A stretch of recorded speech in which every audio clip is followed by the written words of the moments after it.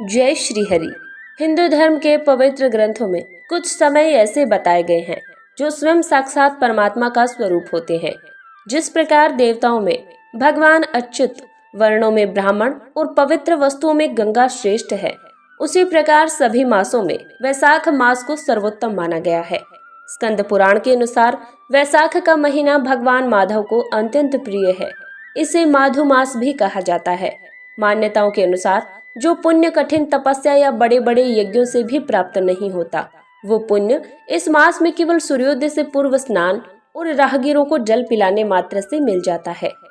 आज के इस वीडियो में हम उस पावन संवाद का श्रवण करेंगे जो सृष्टि के रचयिता ब्रह्मा जी और देवर्षि नारद के बीच हुआ था।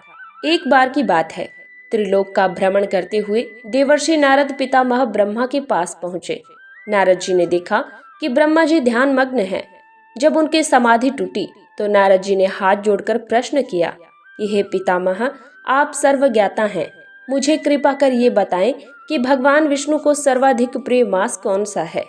कलयुग के इस दौर में जहाँ मनुष्य का मन चंचल है और वह कठिन साधना नहीं कर सकता, उसके लिए सबसे सुलभ भक्ति मार्ग क्या है। ब्रह्मा जी मंद मंद मुस्कुराए और बोले, हे नारद, तुमने संसार के कल्याण हेतु श्रेष्ठ प्रश्न किया है। सुनो, वैशाख मास सब महीनों में उत्तम है। ये सब दान पुण्य का फल देने वाला और पापों का नाश करने वाला है। जो मनुष्य इस मास के नियमों का पालन करता है वह साक्षात विष्णु लोक को प्राप्त होता है। ब्रह्मा जी ने वैशाख के महत्व को समझाने के लिए राजा अम्बरीश की कथा सुनाई। राजा अम्बरीश एक महान विष्णु भक्त और प्रजावत्सल शासक थे। उन्होंने अपने जीवन में वैशाख मास के स्नान और दान को सबसे ऊपर रखा था। एक बार अम्बरीश का व्रत पूर्ण होने पर महर्षि दुर्वासा उनके पास आए। दुर्वासा जी अपने तेज और क्रोध के लिए विख्यात थे। राजा ने उन्हें भोजन का आमंत्रण दिया, लेकिन महर्षि स्नान के लिए नदी पर चले गए और बहुत देर तक लौटे ही नहीं।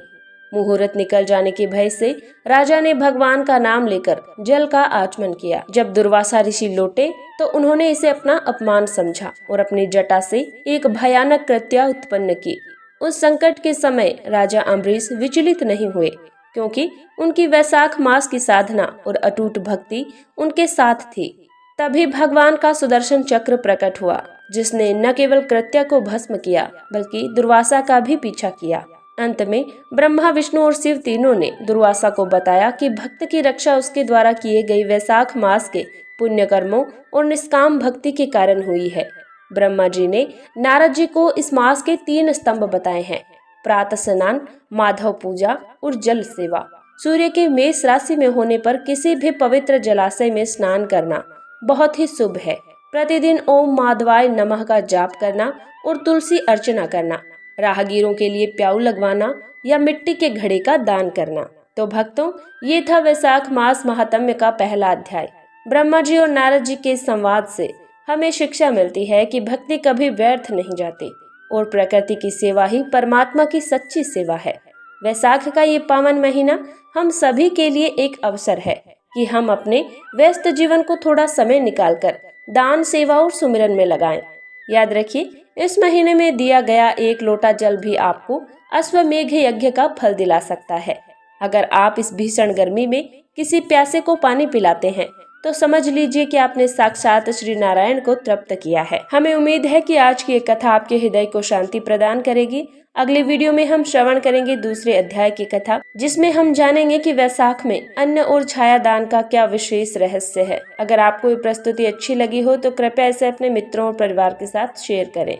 इस पवित्र मास की महिमा को घर घर पहुंचाने के लिए कमेंट बॉक्स में जय श्री माधव या ओम नमो भगवते जरूर लिखें।